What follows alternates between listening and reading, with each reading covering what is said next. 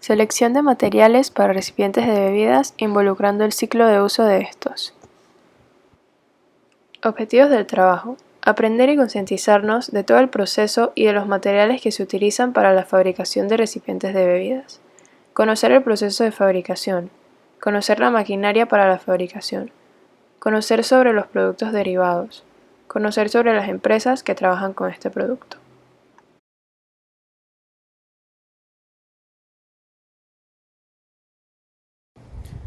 En este trabajo voy a hablar un poco sobre los materiales que se utilizan para la elaboración de recipientes de bebidas. En este caso, los materiales que se suelen utilizar en su mayoría son el plástico, el vidrio y el acero. Mi trabajo está desarrollado de la siguiente forma. Escogí un material a la vez, primero el vidrio, luego seguí con el plástico y terminé con el acero y definí cada uno de estos, sus productos derivados, el proceso de fabricación de los recipientes con cada uno de los materiales y también las empresas que trabajan con cada uno de los materiales tanto en Panamá como en el exterior, y al final mencioné la importancia tanto a nivel científico como industrial de cada uno. ¿Qué es el vidrio? El vidrio es un material inorgánico, duro, frágil, transparente y amorfo que se encuentra en la naturaleza, aunque también puede ser producido por el ser humano. El vidrio artificial se utiliza para hacer ventanas, lentes, botellas y una gran variedad de productos. El vidrio es un tipo de material cerámico amorfo. Se obtiene a unos 1500 grados centígrados a partir de la arena de sílice, el carbonato de sodio y la caliza. En algunos países de habla hispana, el término cristal también se utiliza frecuentemente como sinónimo de vidrio, aunque en rigor es incorrecto, debido a que el vidrio es un sólido amorfo, ya que sus moléculas están dispuestas de forma irregular y no un sólido cristalino. El vidrio se puede encontrar de manera natural en forma de obsidiana, que se produce como la lava volcánica con alto contenido en sílice y se enfría rápidamente, de manera que no se formen cristales. Productos derivados del vidrio. Vidrio de ventana. El vidrio de ventana se obtiene a partir del vidrio plano. Este se trata de un material bastante duro y transparente a la luz visible, pero no a la ultravioleta. Notable resistencia a la compresión y resistencia a la tracción bastante baja. Es un buen aislante acústico y resiste bien la acción de los agentes atmosféricos, los ácidos y los alcálisis. Vidrio armado. Es vidrio colado al que se le añade una malla metálica en su interior durante el proceso de laminado. No aumenta su resistencia, pero se evita que los fragmentos se dispersen. Se utiliza como elemento protector en caso de fuego. Vidrio antifuego. Es un tipo especial de vidrio capaz de soportar altas temperaturas durante cierto tiempo sin romperse. Este sustituye con ventaja al vidrio armado en cerramientos, mamparas y cortafuegos. Vidrio de borosilicato. Incorpora compuestos de boro en su composición. Su coeficiente de dilatación es aproximadamente un tercio del que posee un vidrio normal, lo que lo hace capaz de soportar choques térmicos bruscos sin romperse. Se utiliza en los equipos de laboratorios, en menaje de cocina, vajillas, iluminación y como vidrio de ventana en determinadas ocasiones. Vidrio templado. Este se obtiene calentando vidrio plano de forma gradual y enfriándolo muy rápidamente a continuación. Es elástico, resistente a los golpes y posee un coeficiente de dilatación muy bajo. Se utiliza como vidrio de seguridad en la industria del automóvil, para lunas laterales y para cristalados de puertas, pabellones deportivos, mesas, escaleras, entre otros. Vidrio laminado. Está formado por dos o más láminas de vidrio plano que se unen entre sí por una lámina plástica que mantiene adheridos los fragmentos en caso de rotura. Su resistencia depende del grosor de las lunas. Se utiliza también como vidrio de seguridad en joyerías y entidades financieras. Por último, el vidrio antirreflectante. Es un vidrio plano provisto por ambas caras, de una capa dura y resistente que evita la reflexión. No pierde transparencia respecto al vidrio de ventana, por ello se emplea en lunas de escaparates, vitrinas y cuadros. Algunas empresas que trabajan con vidrio en Panamá son Vidrios y Espejos América S.A., Vidrios Especiales de Panamá, Extralum Panamá, Panama Glass Design y Empresas Carbone S.A. Algunas empresas que trabajan con vidrio en el exterior son Ariño Douglas S.A., que está en Zaragoza, España, Alum Glass Protection, que está en Bogotá, Colombia, Luoyang Glass Co. en China, Superglass S.A. en Buenos Aires, Argentina y FDS Glass Corporation en Estados Unidos. Proceso de fabricación de las botellas de vidrio. El proceso de fabricación de los envases de vidrio comienza cuando las materias primas son mezcladas y conducidas automáticamente al horno de fusión, a temperaturas próximas a los 1000 grados centígrados. Las materias primas, incluyendo los envases de vidrio procedentes del reciclado, entran por un extremo llamado enforne y salen por el otro, una vez fundidos y acondicionados a través de varios brazos, los cuales se llaman feeders o canales de calentamiento o enfriamiento, dependiendo del tipo de envases que se va a fabricar. Luego, a una temperatura próxima a los 1000 grados centígrados, el vidrio fundido es cortado en gotas de un peso igual al del envase. Después, se distribuye en moldes que posee la máquina de fabricación y luego en estos moldes se da forma a los nuevos envases mediante una serie de procesos de presión, prensado y vacío. Luego, los envases se introducen en un túnel llamado archa de recocido para así evitar la malformación de tensiones internas mediante temperaturas controladas. Después de este proceso de recocido, los envases se enfrían y por último, tras la máquina de inspección, se encuentran los paleatizadores que se encargan de embalar la producción. Una vez que la producción es paleatizada, esta es recubierta con una funda de plástico retráctil y es pasada a través de un túnel de retracción o marco que contrae la funda sobre los envases y los protege de una posible entrada de polvo u otro elemento durante su almacenamiento y transporte.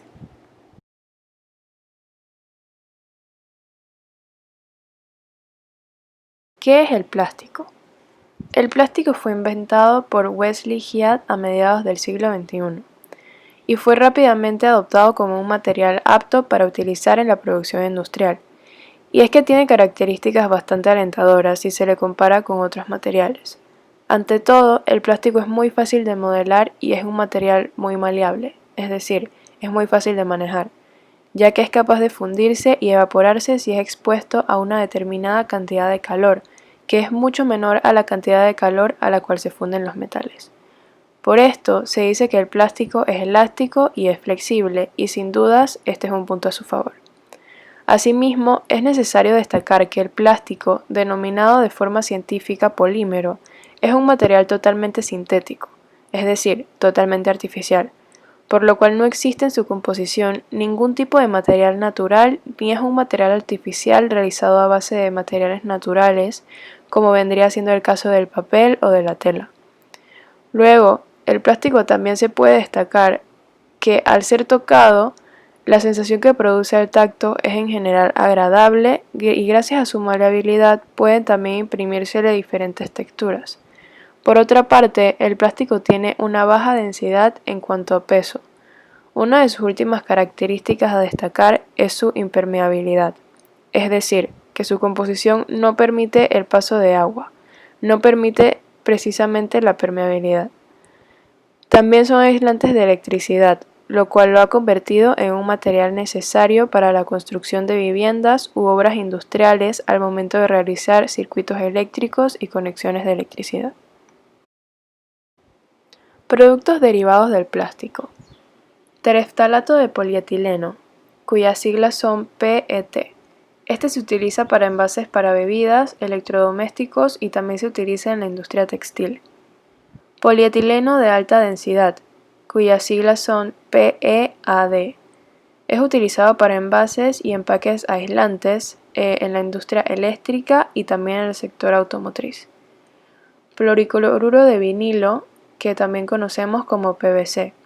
Se utiliza para tuberías, botellas, películas y láminas y recubrimientos de cables. Polietileno de baja densidad, con sus siglas PEBD. Se utiliza para películas y bolsas transparentes y también para tuberías. Polipropileno, cuyas siglas son PP, es utilizado para películas, rafias, productos médicos, juguetes, recipientes para alimentos, cajas, hieleras en el sector automotriz y también para electrodomésticos. Y por último, el poliestireno, cuyas siglas son PS, que es utilizado para envases de productos alimenticios, también se utiliza en la edificación, se utiliza para realizar carcasas y para hacer juguetes.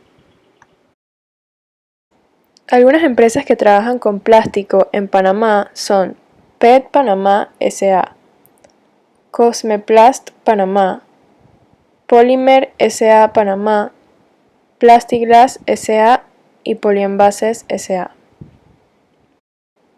Algunas empresas que trabajan con plástico en el exterior son Plásticos Inden en España, Isoplásticos en Colombia, Equiplast en Perú, Envases CMF S.A. en Chile y Syntex Flexible Packaging en México. Proceso de fabricación de las botellas de plástico. El primer paso del proceso de fabricación de las botellas de plástico es que el tereftalato de polietileno, que es el tipo de plástico que se utiliza para las botellas, se fabrica mediante la combinación de un compuesto orgánico inodoro e incoloro llamado etilenglicol con ácido tereftalático. El segundo paso es que la resina de PET se funde para crear una figura similar a la de un tubo de ensayo, diseñada con la capacidad de tomar cualquier forma o grosor. La apertura del cuerpo de la botella ya está presente en su forma final y recibe la tapa al culminar el proceso de fabricación. Este tubo se denomina preforma. Es la primera figura y se produce mediante un proceso de alta velocidad llamado moldeado de inyección.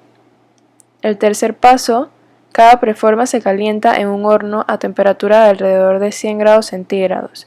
El calentamiento ablanda la preforma y la hace elástica, lo que permite estirarla y soplarla para que tome la forma del molde.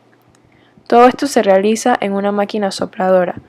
Estos equipos se presentan en varios modelos para adaptarse a las necesidades específicas de fabricación, como a la velocidad de producción y el proceso. El siguiente paso es que apenas se sopla la botella y sale de la máquina sopladora, esta se debe enfriar inmediatamente para así asegurar que se mantenga su forma. Y por último, la botella PET recién creada se puede llenar con bebida.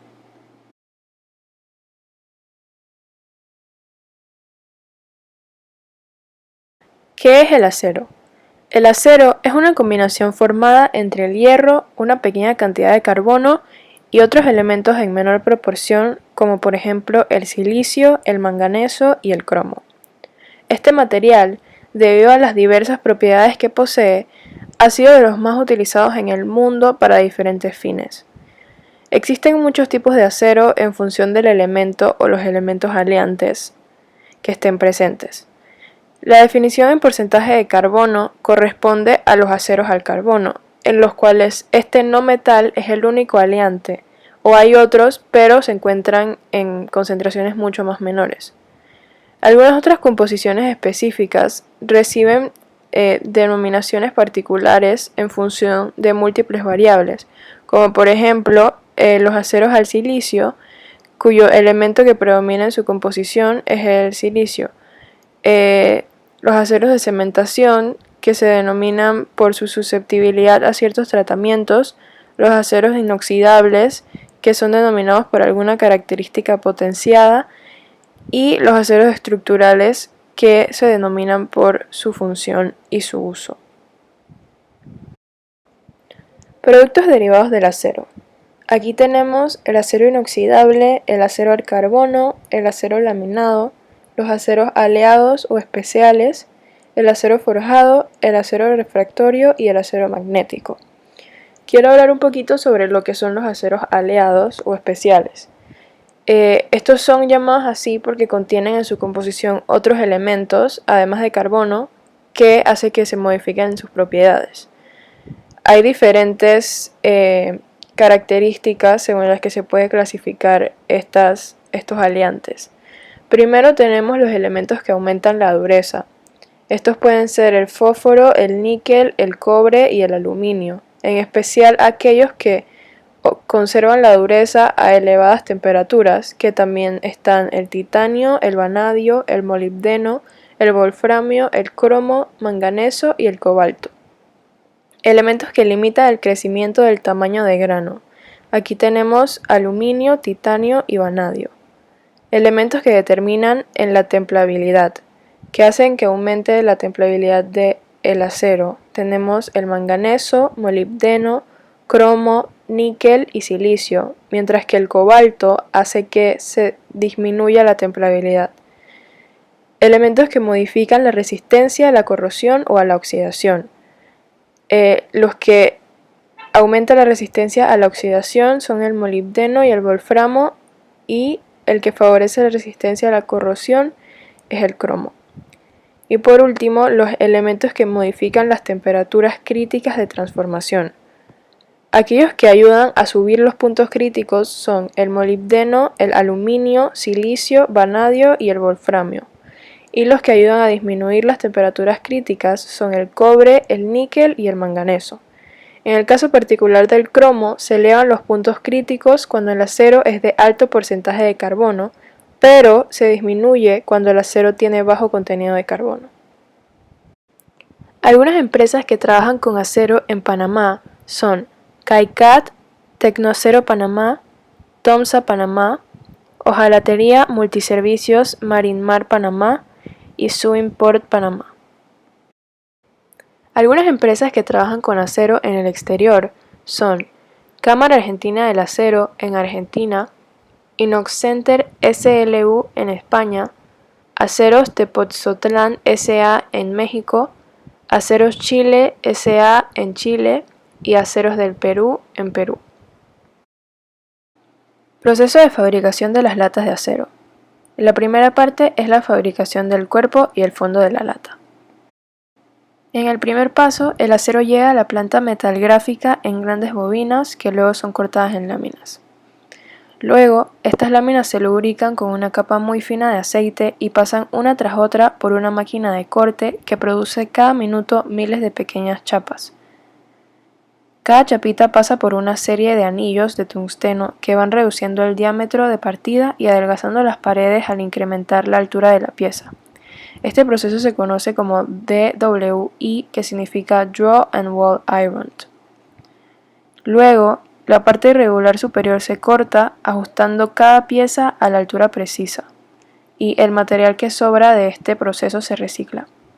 Después, una vez cortadas las latas, pasan por un sistema muy sofisticado de lavado y secado. Este proceso permite eliminar cualquier traza de lubricante antes de pasar al barnizado. Después, una vez limpias las latas, se reciben en su cara externa una laca blanca o coloreada que forma una superficie idónea para imprimir. Luego las latas pasan a través de un horno de aire para secar la capa aplicada. El siguiente paso es un sistema de pintado y decoración muy sofisticado que aplica el diseño especificado por el cliente hasta de 6 colores y añade una capa de barniz protector. En el siguiente paso, la base de la lata recibe también una capa de protección. Luego de esto, un segundo horno permite secar las tintas y barnices aplicados. Después, la parte inferior del bote recibe a su vez una capa de revestimiento. Esta operación permite proteger la lata de la corrosión y de cualquier posible interacción entre el contenido y el metal. Luego, las latas pasan otra vez por un horno para el secado del revestimiento interno. Después, las latas pasan a una máquina que reduce el diámetro de la pared en la parte alta del envase. Esta operación se denomina Necked-In.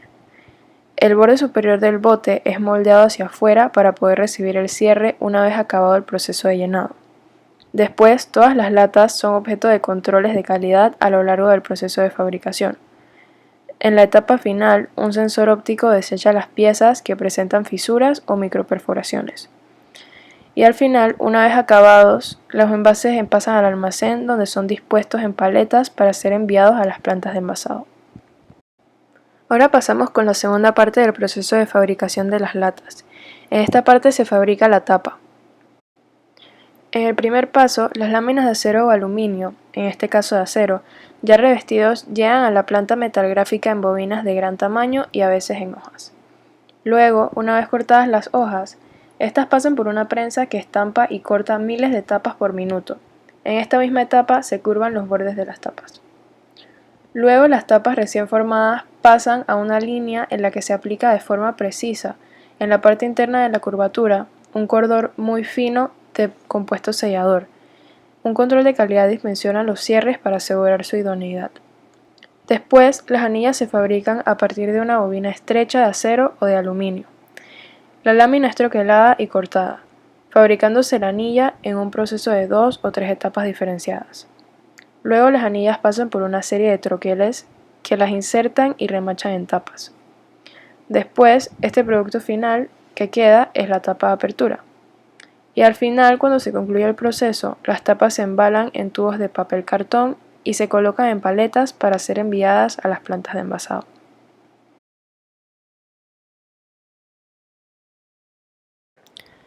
Ahora vamos a hablar un poco sobre la importancia a nivel científico de cada uno de estos materiales que son utilizados a la hora de fabricar empaques de bebidas. Primero tenemos el vidrio. Una gran parte de los equipos de laboratorios, ya sean químicos o farmacéuticos, y aquí estamos hablando de todos los materiales que se utilizan como los tubos de ensayo, los vasos de precipitados, matraces, pipetas, condensadores, placas para preparaciones microscópicas y muchos más, están hechos de vidrio. En ocasiones se utilizan vidrios especiales que son preparados para soportar temperaturas muy elevadas o determinadas agresiones químicas. El plástico. Muchos productos sanitarios como las jeringuillas, las cápsulas, prótesis, bolsas de suero y guantes están hechos de plástico. Incluso es importante mencionar que algo tan indispensable como los marcapasos que ayudan a que muchas personas puedan seguir viviendo son fabricados con plástico que se hace con PVC. Hay un cálculo aproximado de que en España se consumen unas 38.000 toneladas de plástico solamente en el sector hospitalario.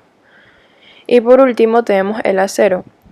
Es importante porque las instalaciones farmacéuticas requieren de materiales resistentes a la corrosión, libres de contaminación de iones metálicos, con unos altos requerimientos de limpieza, especialmente cuando los fluidos generados o distribuidos en dichas instalaciones están en contacto con el producto.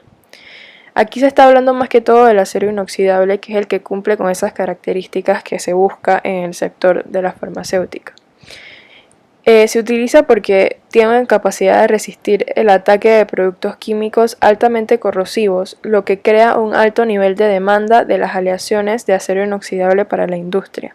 Su resistencia a la corrosión en ambientes corrosivos, tanto acuosos como gaseosos y de altas temperaturas, es una de las razones principales por la cual se elige este material. El acero inoxidable es un material que se destaca por sus propiedades mecánicas y físicas aptas para el diseño y fabricación de exitosas instalaciones de equipos, instrumentos y accesorios para la industria química y farmacéutica. Ahora hablemos un poco de la importancia a nivel industrial. El vidrio es uno de los materiales más utilizados en la industria. De hecho, el uso del vidrio con estos fines es cada vez mayor debido a sus propiedades y a la gran cantidad de opciones que ofrece. Se trata de un material duro pero a la vez frágil y que ofrece una gran variedad de tonalidades dependiendo de cómo se haya fabricado. El vidrio artificial se utiliza en diferentes formas, aunque normalmente lo encontramos en ventanas, lentes, pantallas, botellas y mobiliarios. Si nos paramos a observar a nuestro alrededor, nos vamos a dar cuenta de que se trata de un material con mayor presencia de la que en un inicio podíamos pensar, y esto sucede debido principalmente a sus propiedades. Podemos ver que el uso del vidrio en la industria es muy elevado. Se utiliza para la construcción y la arquitectura, y también sirve para la producción y generación de energía, como en el caso de los paneles solares. También se utiliza para los vehículos y medios de transporte, como para la industria óptica, la investigación, los electrodomésticos y la tecnología. El plástico. El plástico es un material muy fácil de modelar y muy maleable, es decir, muy fácil de manejar, ya que es capaz de fundirse y evaporarse si es expuesto a una determinada cantidad de calor, que es mucho menor a la cantidad de calor a la cual se funden los metales. Por esto se dice que el plástico es elástico y es flexible, y sin dudas es un punto a su favor.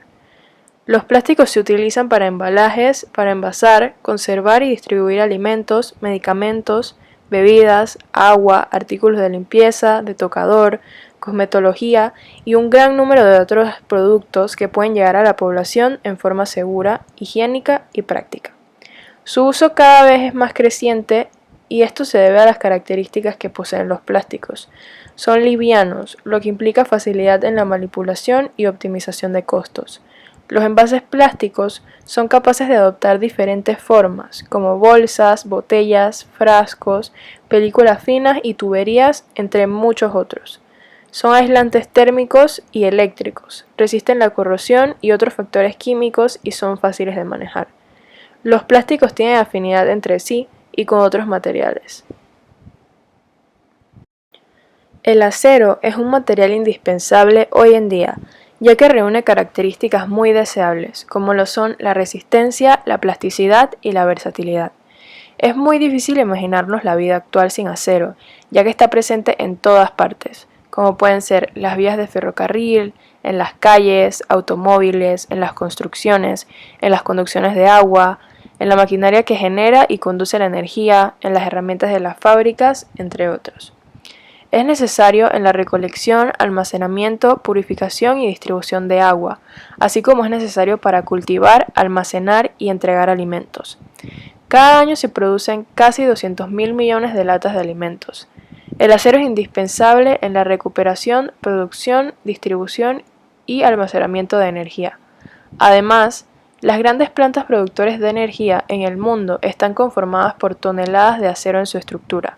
Sin el acero, estas plantas no pudiesen existir. En los últimos 30 años, la carga de transporte mundial se ha duplicado y ha sido necesario mejorar no solo los transportes, sino también los lugares por donde estos transitan. Más del 15% del acero producido en todo el mundo se utiliza para satisfacer las necesidades de transporte, esencial para infraestructuras de carreteras, puentes, puertos, estaciones y aeropuertos. Sin lugar a duda, el sector de la construcción es una de las industrias más grandes a nivel mundial y la presencia del acero en ella es esencial. Más de la mitad del acero producido en todo el mundo se destina a edificios e infraestructuras. Los aceros avanzados de alta resistencia se utilizan para casi todos los vehículos nuevos. Las nuevas calidades de acero permiten a los fabricantes de automóviles reducir el peso del vehículo entre un 25 al 39% en comparación con el acero convencional. Si un producto no está hecho de acero, lo más probable es que esté hecho con una máquina de acero. Las piezas de plástico del automóvil, los vidrios y las partes de la computadora se fabrican en moldes de acero. Las máquinas hechas con acero son importantes en cualquier producción en masa.